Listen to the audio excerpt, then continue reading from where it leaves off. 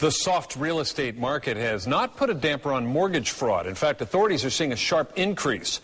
Chief investigative reporter Alan Cohn joins us now with what the feds are doing to keep ahead of these thieves. Alan? Brendan, in the wake of the real estate meltdown, both state and federal regulators adopted tough new measures to stop mortgage fraud. But as with many things where there's a will, apparently there's a way.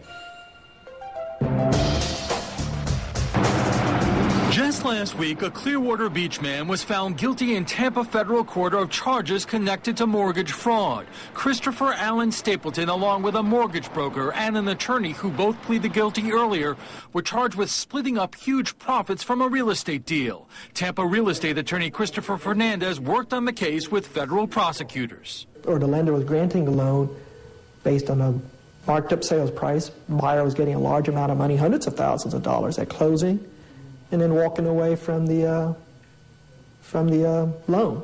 According to the Wall Street Journal, mortgage fraud is rising with a twist, up 70% in the last year after several years of sharp decline following the collapse of the real estate market. And when it comes to mortgage fraud, Florida leads the nation, behind only California when it comes to the number of reported cases. Almost $147 million worth of fraudulent loans in just the second quarter of this year. The Florida Attorney General's office says right now it has more than 60 active cases under investigation. The problem, experts say, is even though the federal and state government have come up with new regulations designed to combat mortgage fraud, those determined to do it have come up with new and novel ways. And that is the twist, says Sandy Copes of the Florida Attorney General's office. I think it's just changing, and as different laws and different regulations take place, and as cleanup and enforcement actions shut down one area of the fraud, different fraud emerges.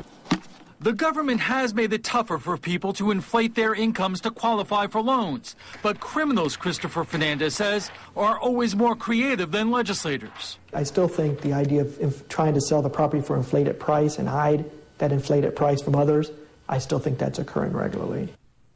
And in many cases, the real victims here are taxpayers, especially when these fraudulent mortgages are backed by government-sponsored institutions like Fannie Mae and Freddie Mac. And if you know of a case of mortgage fraud or anything that needs to be investigated, email me at investigations@abcactionnews.com. Linda? Thank you, Alan.